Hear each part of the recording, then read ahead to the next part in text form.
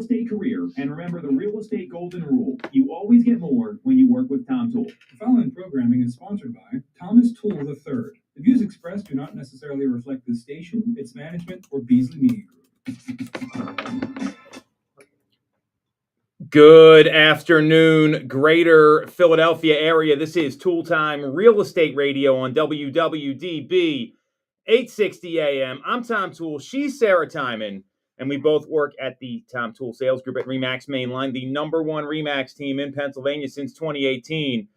We have got a couple questions I'm going to ask the audience here. I want to get your take on this, Sarah, as well. If customers and consumers are misinformed by feeling a recession would make them more likely to buy.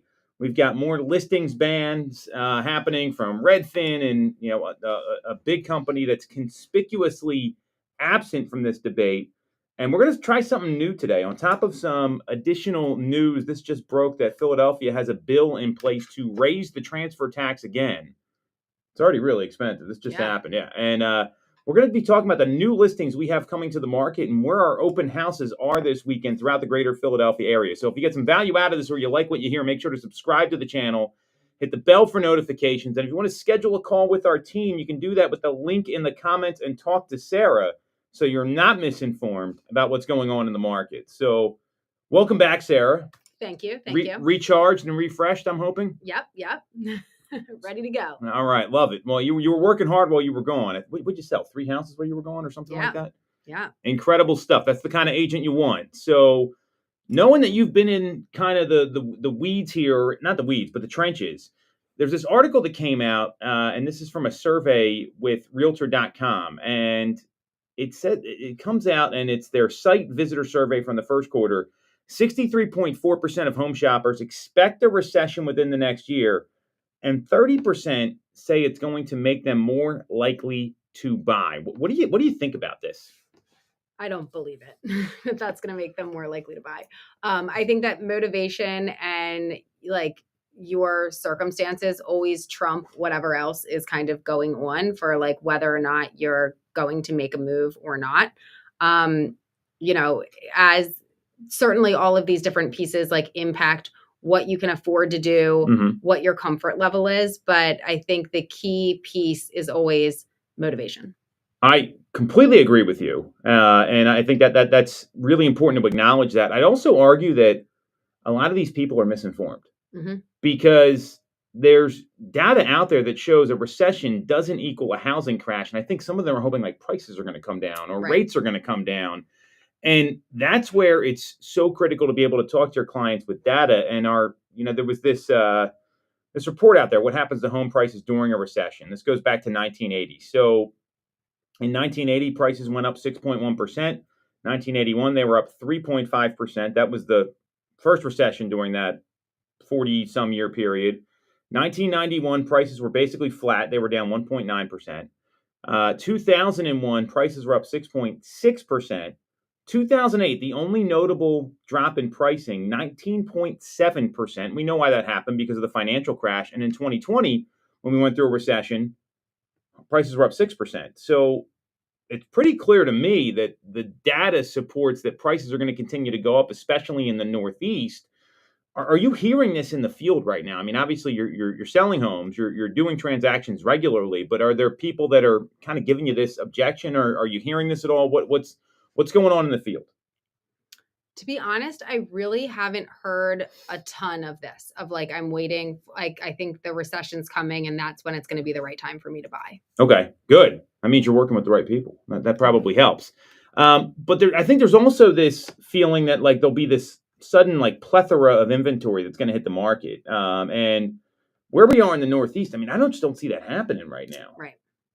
Right. Like, I mean, even if the market shifted and, things came into like, I still don't see there being some huge surge of homes up on the market. There would have to be something really bad that would happen, especially in the Northeast. I mean, there's obviously places like Florida and Texas, but I mean, you look at the last time this happened, it was a financial meltdown where prices went down. When we saw inventory drop, there was that period in 2020, but then it bounced right back up. So, and when you look at mortgage rates during a recession, mortgage rates do decrease in recessions. I think that's part of the government stimulus to try to bring things up, but we don't want to see that low rate environment because that means there's something bad happening economically right now.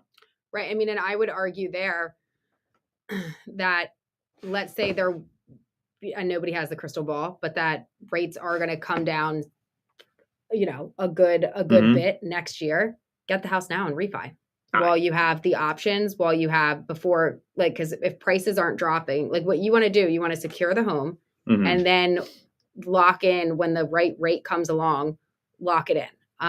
As long as you can afford where it's at with the current situation. If you wait for rates to drop, we don't know what the inventory is going to look like at that time.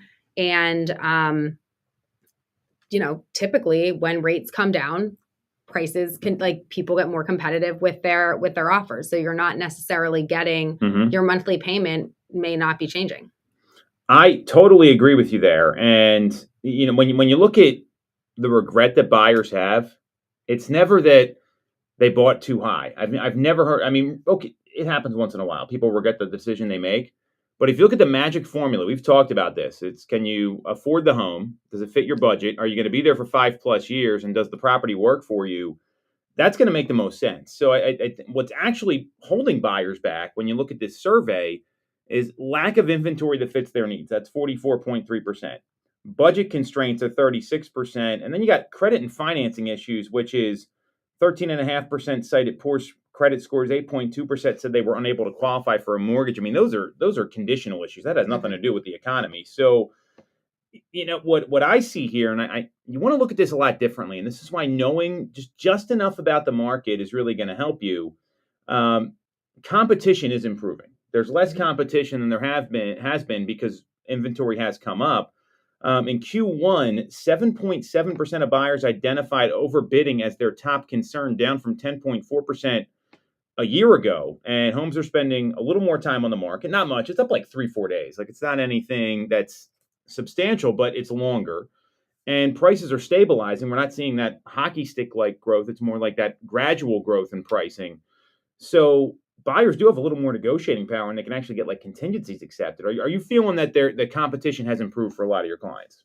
Yeah, I mean, I think it depends on the house. There certainly are some where, I had a buyer the other week who was interested in a property. I called the agent and there were already, I think, like 7 offers in on it. It had just hit the market like the day before that. But overall, I feel like you are able to negotiate out more. And when it comes to, like, for concerns of paying too much or overbidding, I love it when you've got if you are going to be entering into a multiple offer situation, if you can use the price escalation, and then when you secure the home and see that you only got it by the amount that you were willing to, like, outbid by, it gives a sense of, like, it makes you feel good about it. Like, I got the house and I know that I paid what I needed to pay to get it. I didn't pay more. And I feel like people are willing to go up to, like, the threshold that they actually would, like, I would pay for this house, when you can do it in that form, because it's not just putting that number out there. Now, in all cases, does that work? No. I've also had it happen where, like, you put it in that way and then the agent comes back and says, we need a best and final number. Yep. So, like, it's not a given. It's not a guarantee. The right pieces have to be in place for that to work. But I have felt as though people tend to feel happy with their number when they get it, when they can see how much they got it by. Yeah, and when you think about that, the win is getting the house. I mean, if you were to, you and Eric just bought a home. I know Bridget and I did about 5 years ago. I don't think I'd be kicking myself if I had to spend an extra like 10, 20, 30,000, knowing what I know now. Now, it's easy to say that. I would imagine you're probably in the same boat. But it's never about what you have to do to get the house. It's, did you get the house or not? That's really what you want to look at. And there's some homes where people don't want to spend more. So right. I think that's really important. And I think what you need to factor in, like, it's always going to be case by case. So if you're going to the top of your budget and it's a home that you have to put a good amount of money into, you have to does that still make sense? Maybe not. And, like, and if going to X dollar amount is what it's going to take to get the home, maybe that home doesn't make sense for you. But when you spread out, especially if you're financing this, like, and I'm not saying that the $10,000 doesn't matter, because $10,000 is a lot of money. But when you spread that out over the course of your 30-year payment, if that's what gets you in, it's not like it's just an additional 10,000 that you're coughing up at the table. I agree. It's not out of pocket for sure, and that's why you got to be careful when you see these kind of headlines. So to me, what you should be looking at as a consumer is this isn't a conversation stopper. It's actually a starter, because you got to get clear on your local market information, and lower competition piques my interest more than anything else. That's what I'd be looking at. That's what I'd be talking to my clients about, and that's what we're talking about on a regular basis. And you can use this data. I mean, if you look at just what's going on week over week, if you look at the weekly statistics report that comes out, and let me find it here, from Bright MLS. So, I mean, this is a pretty large area, and it shows exactly what's going on with showings. And you can see that. I mean, showings were, where was it here? Of course, now I don't have it, but showings have been down year over year. You've got more price adjustments and price cuts than what we've seen in the past. So there's some good things happening here. Showings are down as of May 6th through the month of April, 7.1%. So I mean that's substantial. This for the same month in April, they're down 8.6%. So there are some things that are pretty intriguing here. And, it looks like rates have kind of settled down again today after another rate scare last week. So for all these reasons, I'm pretty clear consumers they're just misinformed right now. And they're getting a lot of bad information. So how do you deal with that when someone tells you something is totally wrong, and you want to be nice about it? Obviously you're trying to win the business. Like what's your approach there? Yeah. I mean, it depends on what it is that they're kind of bringing up. I think if it's a buyer that, I know there's a home out there that really does fit the, a lot of their checklist items, and it is maybe priced higher than where they would want to be at. If it's been on the market for a little bit, let's still go take a look. Let's still look at it. Let's still put the offer in. Because you don't know what the seller's situation is. And as those days on market tick up, again, maybe they've gotten offers that they've rejected, maybe they haven't, but they getting an offer in can be good, and homes get secured at prices that you would not necessarily think that they would. So still going out, giving it a shot. Obviously then providing, if there's data that you can show them that, paints a clearer picture of what's actually going on, being able to provide that and show that is helpful. I also feel like giving case studies as examples of, hey, this has come up before, and listen to how this played out. Yeah. And being able to give real life examples of things that actually happened, can kind of I don't know, put people at ease. I totally agree with you, because I think storytelling works really well. And what happens in real estate has happened before. Most of these things that go on, they're not brand new. So the 30 years calm down. I don't buy this. And if you're feeling like a recession's coming and it's going to make it better for you to buy a home, I would be really hesitant on that. And you got to get connected with someone that knows the local data, because it could be a big mistake waiting, because you're just going to pay more later, especially in the Northeast. So, right. I mean, anything else you feel like we need to cover here? I mean, I know, Ray Dalio came out and said, and I got an interesting story about him I'll share, but he came out and said, you better fear the 10-year, and this is after Moody's downgraded everything last week, the U.S. credit, and he's saying you need to be afraid of the bond market because of all the U.S. debt. Does that have any weight here? Do you think rates may skyrocket because of that? What's your take, Sarah? I don't think so. And I also think that there's something to be said for not way overthinking everything. You can't play out every scenario of how everything could go based on just different headlines or different so and so said this or whatever. I think don't take yourself out of the opportunity to win by just overthinking it and coming up with different scenarios that may or may not be something to be concerned about. So yeah, I think talk to people that know what they're doing, talk to people that will like work with you and help you through the process, and just kind of take it one step at a time. Could not agree more there. And this is why you got to know what's going on. I mean, you're in Florida. I was talking to my cousin this week, and he's got a home in Bonita Springs. And he's like, oh, I'm thinking about buying something else down there. I'm like, great, good timing. There's a lot of inventory. We're not seeing that here. And I think it's where you got to get the local information to really understand all this. I don't see, I think Ray Dalio's being a little bit of an alarmist here. You know, I like him. I've read his books. I think it's really smart. I think he's a smart guy, although, you know, the company Tomo? Yeah. So they moved apparently. The mortgage company. So they moved into his office, his old office, for his for the hedge fund that he runs, and it was like spyware all over the place, which was very interesting. Oh. Greg Schwartz found all this stuff when they moved in, which was wild. Like spying on him? No, spying on his employees. Oh. So I don't. It's very. Can you imagine like someone's listening to you all the time? I'm sure they are. No, yeah, we're not that sophisticated at our company, Sarah. I don't think that would build a lot of trust. Yeah. So, you know, with that, it was interesting though. But when he's warning about the ballooning U.S. debt, I mean, I think that is an issue that may come up. But we're at 6.5% of GDP on the deficit, and that's more than the market can bear. I look at this. I mean, these Moody's downgrades, I think they're all kind of made up. This is like the third time someone's done this. I don't think we're going to see rates spike up too much because the market already calmed down after all these like comments last week when they had these deals and the bill come through. Right. And I mean, I think a lot of that stuff is outside of the control of your average consumer, you know, like if your wife's pregnant with twins and you're in a 1-bedroom apartment, I don't think you're worried about what's going on with the national debt. I mean, that's just my point of view. Now, some people may be. I don't want to say that's everybody. So sure. I consumers, just be careful what you're listening to. This is, it really demonstrates the need to talk to a professional like Sarah. So if you need to get in touch with her about the local information, you can do that with the link in the comments.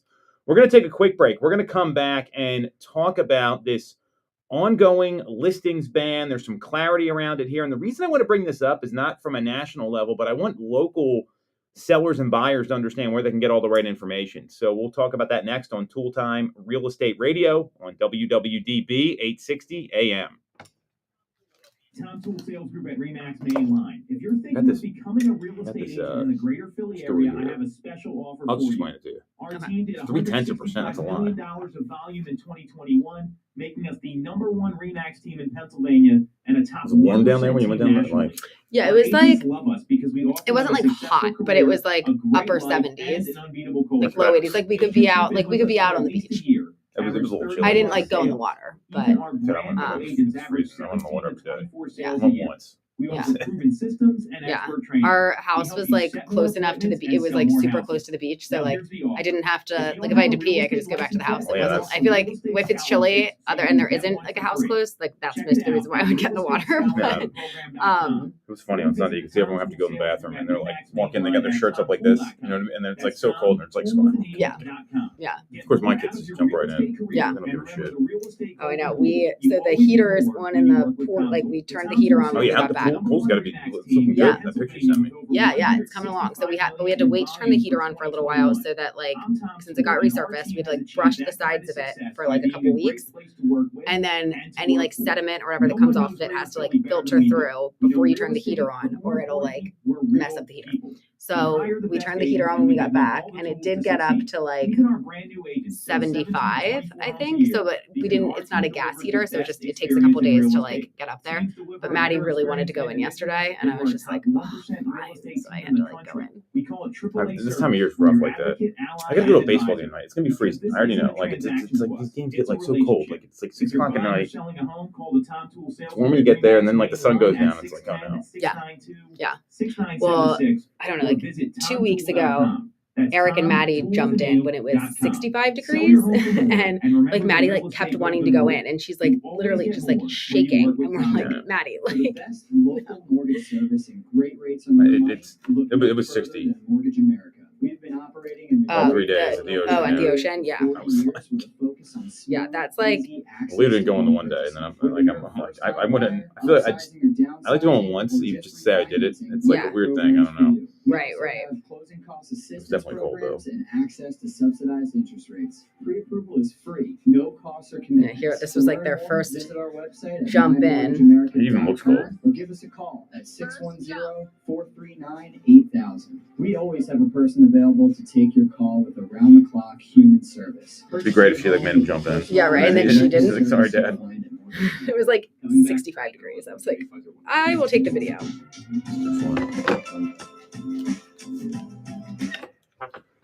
Welcome back to Toole Time Real Estate Radio on WWDB 860 AM. I'm Tom Toole. She's Sarah Timon. We both work at the Tom Toole Sales Group at RE/MAX Main Line, the #1 RE/MAX team in Pennsylvania since 2018. We've got more updates on these listing bans. And the reason I want to talk about this is because I want consumers to very clearly understand what could cause their listing to get banned. And we've seen some other people kind of jump on the bandwagon here. So first, and if you get some value out of this, make sure to subscribe to the channel. You want to talk to Sarah to make sure your listing doesn't get banned from Zillow. You can do that with the link in the comments. So Zillow came out with these FAQs, Sarah, and I'm sure you've been following this closely, that they're having this rollout of the new listing access standards. And a lot of people are up in arms. I want to be very clear. These companies can do whatever they want. Mm-hmm. I'm a big believer the sellers should be the ones making decisions and not getting pitched on stuff. So that's what we're here, is to educate folks. Everyone's got their own business model. We're going to do what we think is best for the client. That's how we run our business at our team and our organization. So tomorrow, Zillow's going to start notifying agents about non-compliant listings. These are only warnings, and they're going to come via email and a phone call. And then June 30th, the enforcement will begin, and the third non-compliant listing and every one thereafter will be blocked from Zillow and Trulia for the life of the listing agreement with the current office. Any listing that meets the standards will stay live, even if the agent has other listings with violations. So they're not going to blackball the agents. Here's what's allowed. So office exclusives are fine if the seller signs the disclosure and the listing is only shared inside the brokerage or in direct one-to-one communication with clients. This is what's been going on forever. Coming soon listings are allowed as long as they've been entered into the MLS within 1 business day and made available via IDX or VOWs. Those are the different internet sharing sites. Sneak peeks are permitted on social or email only if there's no price, no address, or no call to action. So you can't say DM me for details. Right? What's not allowed is publicly marketing the listing, even a yard sign or a post on your site without MLS entry within 1 business day. Selectively marketing listings to buyers who aren't already clients of the brokerage. So this is, Compass in particular is someone that does a lot of this, where they say, go to our website, we get all the private exclusives and all those things. And promoting off-market access to listings if a buyer is willing to work with a specific agent or brokerage. Also what Compass does. Posting a listing on a website with a yard sign before that is not in the MLS. So you can't post on the website, social media, or a yard sign before it's in the MLS. Sharing price, address, or CTAs like DM to Tour in a social post for a listing that's not entered into the MLS. So it's pretty clear what they're going to allow and not allow. I still have questions about enforcement. I think that's going to be a lot. What about if it's for the social posting? Is that only if it comes from the agent? What if you've got somebody's I don't know, brother-in-law who's hey, my brother's selling their house. And I don't think that's going to apply. This is just agent related. Just agent. Okay. Because you can't stop people from doing that. What's Zillow going to do to them? Ban them from using? It makes no sense. Yeah. So, and then there's a question about private listings. So private listings are still allowed under the following conditions. Listing can't be marketed publicly in any form. It can be shared one-to-one within the brokerage and with individual clients.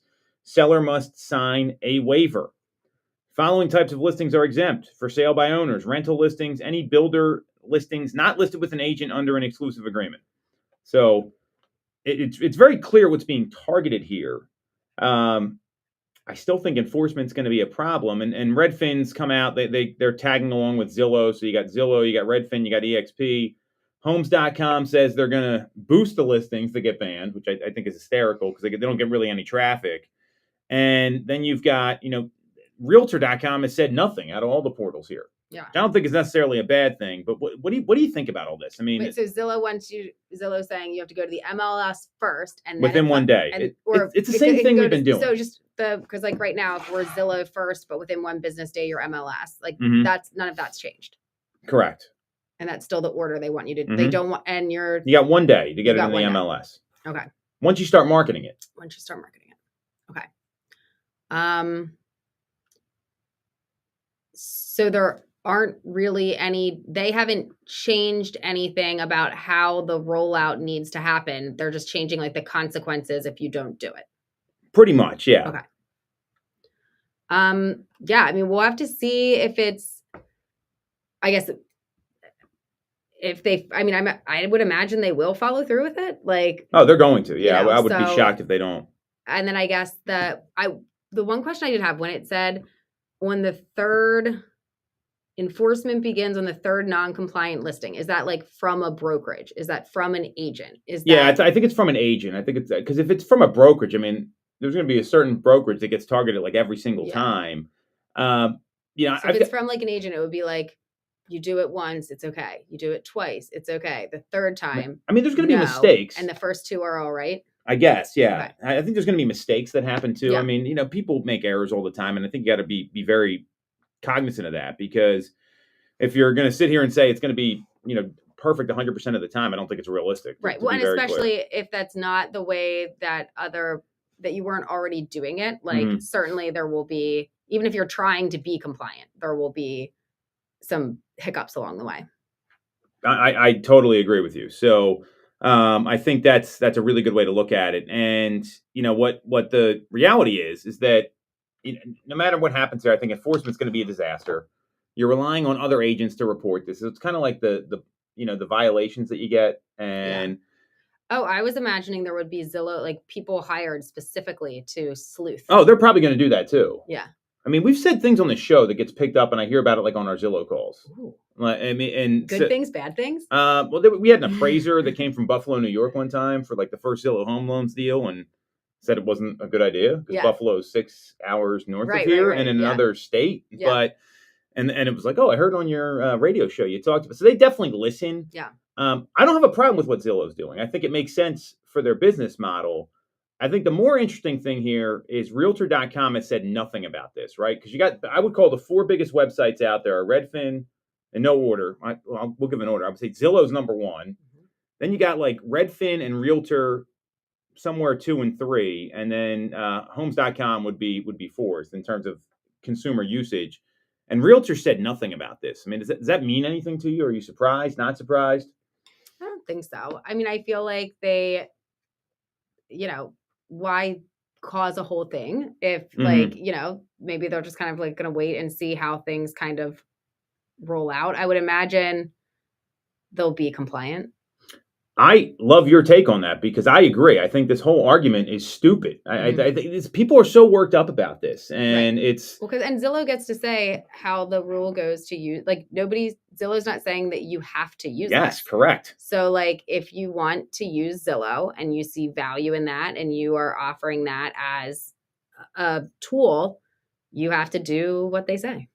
I agree. This isn't a. So a public database or forum. So like what's the point in like openly just like, either do it or don't do it and have it or don't have it. And Zillow's obviously got some skin in the game because they want all the listings on their site so they can get all the leads and all the consumers. Like I get all that. I like that Realtor.com is just sitting on the sidelines. Yeah. I'm a big fan of this because I think people get so worked up about these things. And obviously we're talking about this to educate consumers. Because what I wouldn't do as a seller is be okay with my listing possibly getting banned. I would not be cool with that. And based on how this is getting explained, I know some people are just signing the form. They probably don't even know what they're getting into. I think that's probably fair to say. So if you're a seller and you're talking to an agent, I would ask the question, hey, am I going to be banned from Zillow if I follow your marketing plan? I think that's a great question to ask. It's not like you can't like down the road then opt in. Mm-hmm. It's either like you're doing it from the beginning or you're not allowed to do it.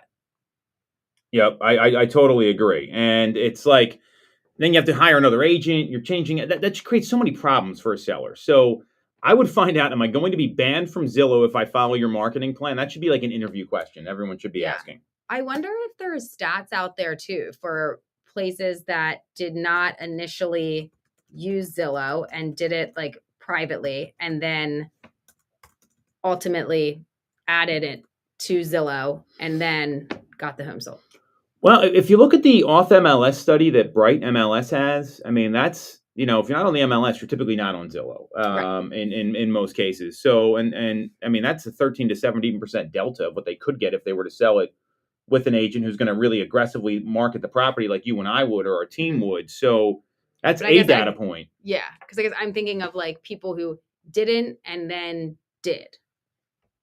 I don't know if that makes sense. Yeah, no, I mean, and it's going to be tough, like, because they use the IDX feed up until this happened. But I mean, you could that's the only data point. Otherwise, we're just guessing here. So yeah, if I'm a seller, I'm asking that question, especially when I'm talking to a Compass agent or somebody like that, because we had, I think I shared this on the show here. There was a consumer we interviewed for the listing. We didn't get it, and I didn't know where she was at when it came to signing. I sent her the article, and she said, well, if I would have known this, I wouldn't have hired the agent I ended up signing a contract with. So that's the stuff consumers really need to know about. I like that Realtor.com is being quiet, because I think this is all going to shake itself out. And, we don't have any data about this, to your point. You don't know what's going to happen, if they're going to start banning listings or not banning listings. So it's something to me that I think has wound people up a lot. And if I'm an agent right now, or I'm a consumer, I'm just focused on like, what's best for me, what's best for my house.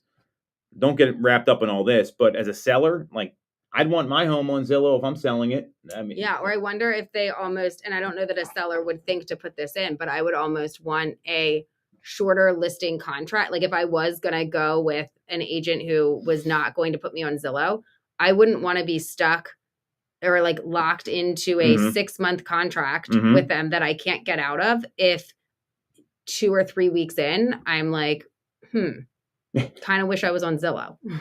Well, Zillow is the Google of real estate. The web traffic with Zillow is undeniable. So if you're going to say you're going to do this, and everyone says, well, it's an experiment, it's a testing period. I mean, you don't really know till you get all the buyers that are involved. Right. But like, and at the same time, like, you don't want to be the guinea pig.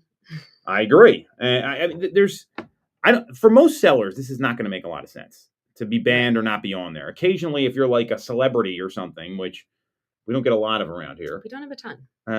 You're a celebrity if you're like an athlete or you're on the local news, is what I found. That kind of sums it up. I mean, and then the occasional people that live around here, like Bradley Cooper, right? He's the big fun. But yeah. you get my point. And so for the average seller, I just don't see this making a lot of sense. Like, it's just not. And some people have to kind of come around to the fact that you need great exposure to get a great result when it comes to selling your home. Right. Because, I mean, like if you were in LA or you were in somewhere where like the celebrity factor is much more, makes up a larger, that could be a bigger factor. Like here, it's really pretty minimal. I mean, we've worked with some people that are, I would say, higher profile folks than you would expect in the market. We didn't really do anything. I mean, it didn't change much. Right. But like the percentage of people that is a thing for is. Okay, I can count on 2 hands how many times that's happened, and we've sold over 3,000 homes. So there's your answer. I mean, this is a pretty big sample size here. So, I hopefully this is kind of the end of this debate here. I mean, I just don't, as a seller, the big takeaway for me is, am I going to get banned from Zillow if I follow your marketing plan? I think that's a great question to be asking folks right now. Yeah. So we're going to take a quick break. We're going to talk about 2 things locally here. One, there's a bill in front of City Council that's being considered right now, Bill 250211, which would increase the transfer tax from 3.278 to 3.578%. We'll explain what that means next, as well as the new listings we have coming to the market and open houses this weekend. If you want to get first crack at these properties, they're all pretty incredible. We'll break it down next on Toole Time Real Estate Radio on WWDB 860 AM. With all the red tape from getting your mortgage from a big or online bank. At Mortgage America, that was like we have 4% access change, to right? big I thought it was bank money, but with 2.14%. detailed service of a local Like bank. 4.28 We are in your total. Community and ready to serve with fast settlements, low down payment options, and first-time homebuyer programs. Pre-approval is free, no costs or commitments. For more information, visit our website at mymortgageamerica.com or give us a call at 610-439-8000. We're Jersey Pleasant, MLS 12850. When looking for a mortgage, you shouldn't have to sacrifice service to get a great rate. Visit the Sutera team at Cross Country Mortgage. We are your local, Pennsylvania lending experts with loans that fit nearly any unique home buying situation, including first-time buyer options, low to no down payment options, and non-agency products. Get a free pre-approval now at ccm.com and search for us, the Suteras. That's SUTERA. At Cross Country Mortgage, when it's time to move, we're right behind you. Equal housing opportunity, subject to credit approval, NMLS 3029, NMLS 1390366, MLS Consumer It's Access.org. 2.14 for Philly. Real estate? What Do you the hell want is that? control over your If you look at, like, an income? estimated Whether you cost have a sheet. license, Yeah. Heads up 10 seconds. It's 692-6976 or visit TomToole.com. Join our team, the Tom Toole Sales Group at RE/MAX Main Line.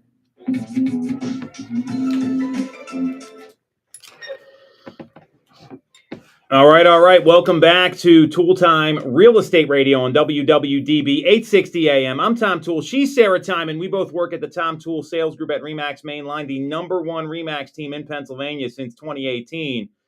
We're going to be talking about the new listings that we have coming to the market, both what happened last week and this week, as well as some open houses this weekend. So I don't know how familiar you are with all these properties, Sarah, but let's just kind of run down the list here, and then we'll talk about this transfer tax. So we've got 4 new listings coming to the market here. The first one, this is pretty incredible. Have you seen this home that Adam Lavin from our team's bringing to the market? No, it looks impressive though. It's pretty nice, yeah. Yeah. So it's 895 Bainbridge Drive in Westchester. This property is going to be offered at $1.95 million. And when you look at the information here that's available, I mean, this home's pretty incredible. It's got a big circular driveway out front, a lot of upgrades inside the home. It's located, of course, my computer froze. Here we go. So when you look at some of the features of this property here, I mean, it's got a big expansive backyard, big 2-story entryway when you come in, a lot of custom woodwork, hardwood floors throughout. The kitchen's been upgraded. It's got a big center island. I mean, looks like what most people are trying to find in the marketplace right now. I mean, what's your take on that? Yeah. Do we know what's the square footage? Yeah, we're going to pull this up here. So let's get to the right listing. I should have prepared a little bit better for this. This is the first time we're doing this, so we'll know for next time. I can pull it up too. Yeah, let's. But so it's at $1.95 million. There's no open houses. This is by appointment as of right now, and that's going to be launching on Friday. It's currently in the MLS, so we're all compliant. No Yep. issues there. And let me pull it up here. Here we go. We know what to do for next time. I'm going to have all this ready to go. So it's 6 beds. Yeah, 5 full, 1 half bath. Go ahead with the square footage. 6,075 square feet. Just wanted to see if It's got a 12-acre lot. wow. So, I mean, this is pretty incredible. It's located in Thornbury Township, the Chester County portion of Thornbury Township. And you got some water views there, too. I mean, there's like a stream in the back. I mean, this is a pretty incredible property. So that's going to be on the market at $1.95 million this weekend. And it's in kind of a small neighborhood, and then it's got a lot of land in the back, obviously, with views of all the land, which is pretty wild. I mean, you don't usually see that. Right. So really great property there. You want to see that one, you can schedule a call with us. The next property we got coming to the market, Sarah, why don't you pull these up and explain them after I announce them? So Okay. We've got 116 Price Street, also in Westchester. This is in Westchester Borough. It's a twin with parking, and it's going to be listed at $750,000. It's a little over 2,000 square feet with 5 bedrooms. Look how close this is to the university here. I think this is. Wow. I mean, it's like right downtown Westchester, and you got 2-car parking in the back, which is again very unusual. That's great. I'm just like clicking through the pictures here too. Having the parking there, I feel like is pretty clutch. So 5 bed, 1.5 bath, almost 2,000 square feet. Yeah, I think that'll probably, I think that will get some interest. It should. I mean, that would kind of be the hope, right? And I think the thing is, parking in Westchester is at such a premium. So that's obviously a price. So that's going to be at $750,000. It's 116 Price Street. There's going to be an open house at this property, 12 to 2 on Saturday. Tim Cease from our team will be there handling the open house. So that's something you can certainly check out as well. This next home we've got coming to the market, this one's in Delaware. I don't know if I can pull that up. It's in the MLS. Okay. So It's in Wilmington, Delaware. It's 201 Dogwood Slope Road, being offered at $3.3 million from Ryan Hunsaker, one of our duly licensed agents that we have. This is a pretty incredible property as well. I mean, we've got some nice listings coming to the market here. And again, it's a $3.3 million listing, 201 Dogwood Slope Road in Wilmington. A lot of bathrooms. So 6 beds, 7 full bathroom, 3 half bath.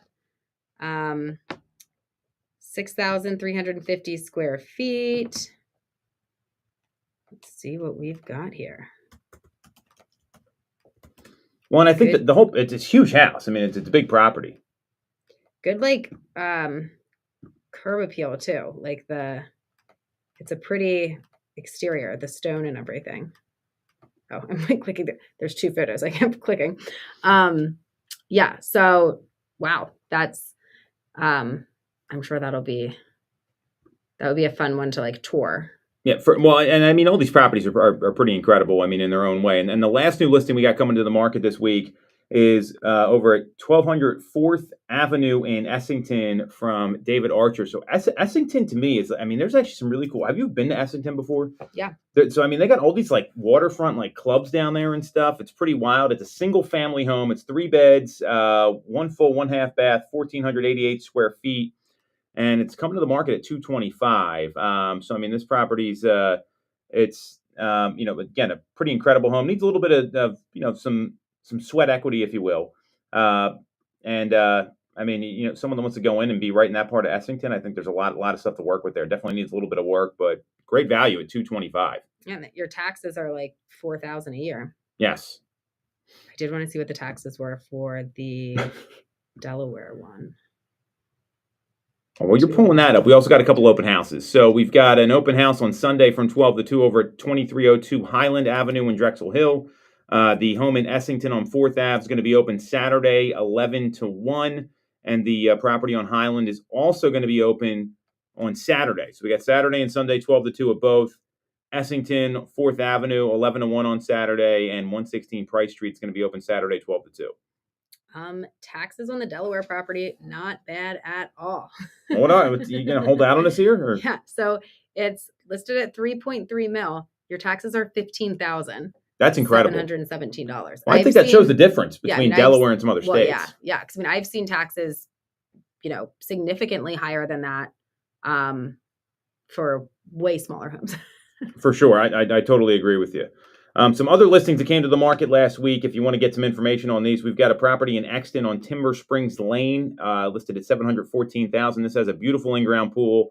Right in Euclid Township. We've got a home at 209 Beech Tree Drive in Broomall asking $950,000. Then a property in Philadelphia on West Clearfield asking $140,000, and 1053 Tremont Drive in Glen Olden asking $249,900. All great listings you can check out right on our website.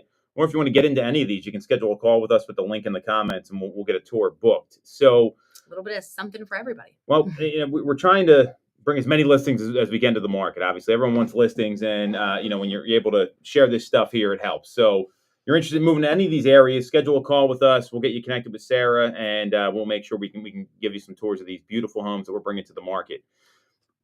There's an interesting story out there, Sarah, and full disclosure, I saw this on Facebook on the way over here, so I had to verify it on my own. Mm-hmm. And from another real estate agent in our market, there's it's called Bill 250211, and it's amending Chapter 1400 of the Philadelphia Code, which governs realty transfer tax. So it's framed as a measure to support affordability.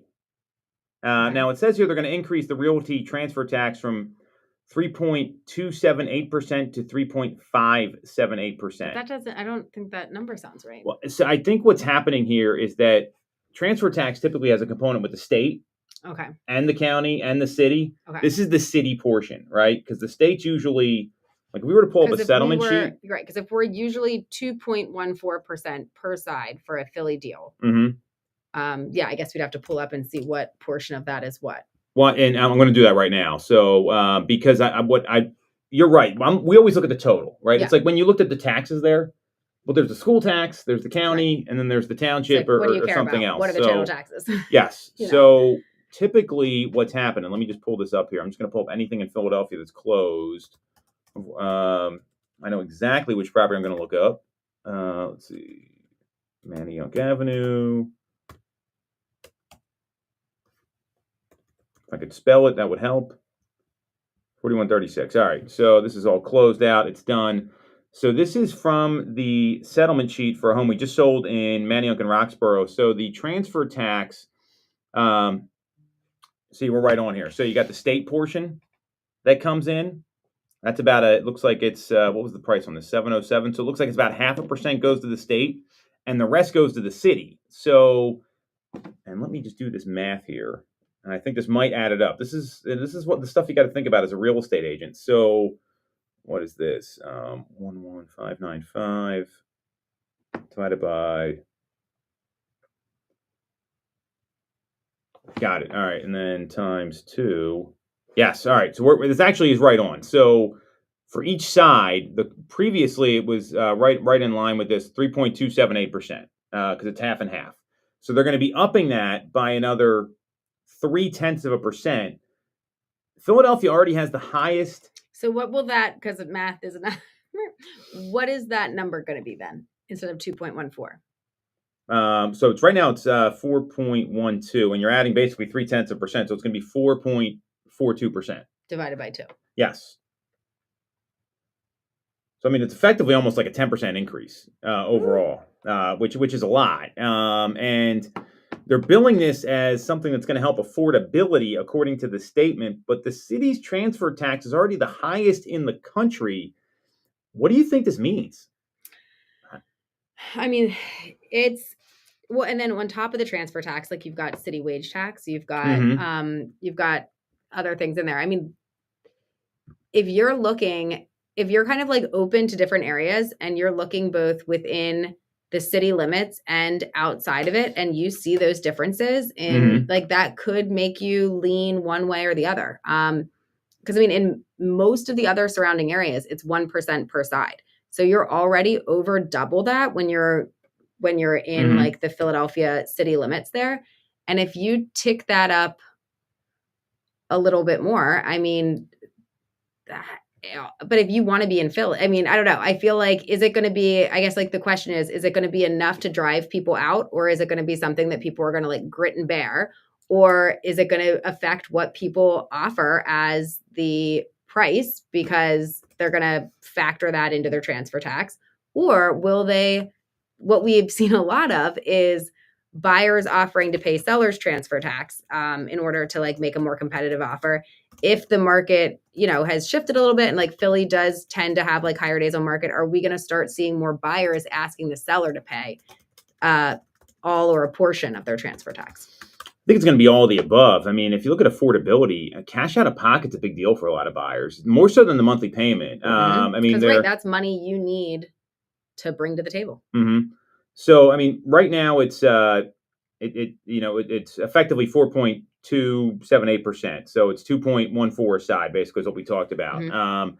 Well, that goes up, and I mean, you look at just the fees involved. I think it's going to be more. It's going to stop people from wanting to move to the city to a certain extent if affordability is an issue. Now, the flip side is, compared to some of the suburban markets, you can actually get, like, I think it's a little easier to get a property in Philadelphia right now. The market's a lot different. So, I mean, the city's got some issues when it comes to taxes. So this was this article came out on WHYY in March, and she was talking about balancing the city's books during some financial uncertainty. So they go over all the different ways they hit you. So by 2039, there's like a pension debt that's going to have to be repaid. So right now, the city collects 5.81% on taxable net income. That would decline to 5.5%. And in 2039, it would drop again to 2.8%. Because I think a lot of high earners in the city, like I wouldn't want to live in the city. I mean, you recently moved out of the city. It was like getting a raise on your taxes, even though we bought houses and did all those things. Right. I did it a much longer ago than you did. But so there's that. Then there's the net profits tax on Philadelphia businesses, and it's 3.75% for residents and 3.44% for non-resident businesses. There's no change proposed there. And then this increase in transfer tax It's to try to generate 1.9 billion in the fiscal year 2025, and the biggest source of that right now is city wage tax. So I mean, I just all these taxes are going to drive people out of there.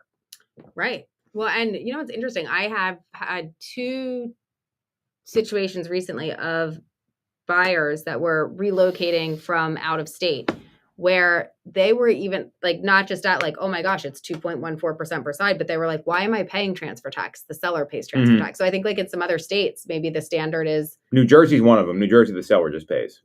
Yeah. So like if you are, because I would imagine, some of the, like if you're relocating into the area, being in like a hot Philly neighborhood is like exciting. And that's probably a place that you're going to look. So if on top of the fact that you're not used to having that be something that you, especially if you have like bought, sold, whatever in the past, if you're already not used to paying a transfer tax and then you're going to tack and then it's already high and then it goes up again. I mean, that might make you want to consider other areas.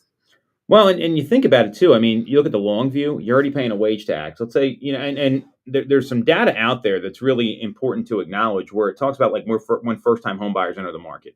A lot of first-time buyers are going to buy something in a city. I think they're more likely to. They don't have like kids and husbands and wives and households to take care of. So the median age of first-time home buyers just since 2020 went from 33 to 38. So that's a big jump. And even back in 2012, it was 31. And when you look at the median age at first marriage, well, right now it's like 30 years old and 28.6 for women. So it's 30 years old for men, 28, 29 for women. So you see household formation changing.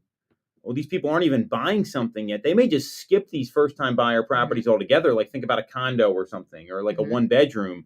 And they may just go right to the suburban place because they got to send their kids to school. And these are all issues. So I think it's a dangerous place unless you plan on living in Philadelphia long term. I think this could drive some of these growing families out of the city and into suburban markets, which doesn't really help with the inventory challenges we've got in suburban markets. I mean, everyone's looking for a single family home now. Right. So this could cause even more demand for single family properties, which is all the more reason consumers are misinformed based on our first segment. Yeah.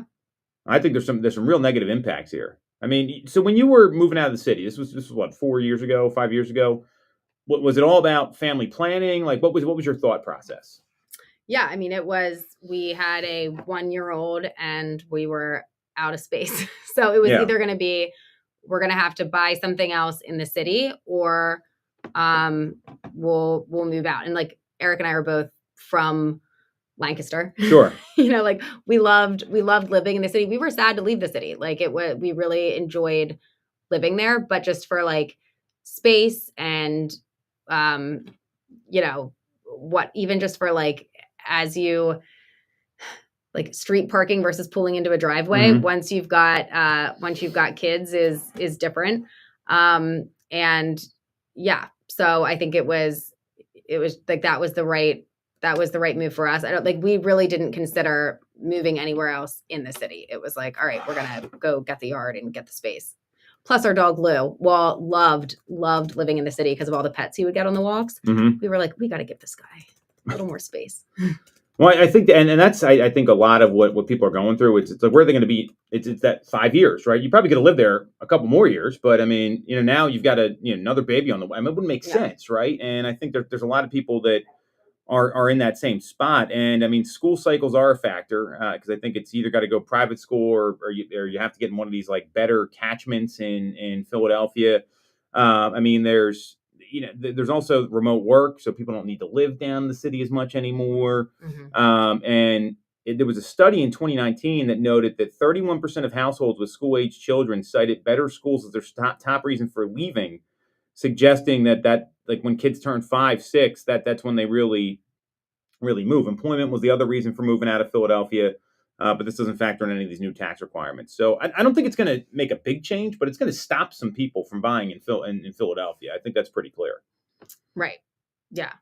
I could see it being like, I know we discussed a couple different scenarios there, but I could see buyers asking for an assist for a portion of the transfer tax to start happening.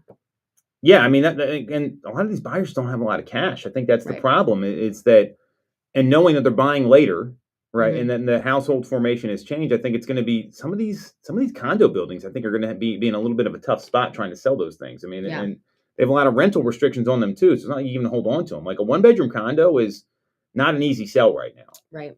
And we're seeing that with a lot of time on market. So, we'll see. I think this bill's going to get passed. I think they're going to, like, it's a done deal. This is what the mayor was planning. And, she's done some good things when it comes to at least cleaning up the streets and crime and that sort of stuff. So, I mean, the budget is an issue in Philadelphia. I mean, they don't got a lot of money down there. That's for sure. That's all we got this week, Sarah. All right. So you want to follow Sarah. She's at Ty_TyTime on Instagram. You can follow me at TomToole3RD. And we're streaming live every week on YouTube. You want to get in any of those open houses or want more information on those listings, make sure to schedule a call with us with the link in the comments. And we'll see you next week on Toole Time Real Estate Radio on WWDB 860 AM.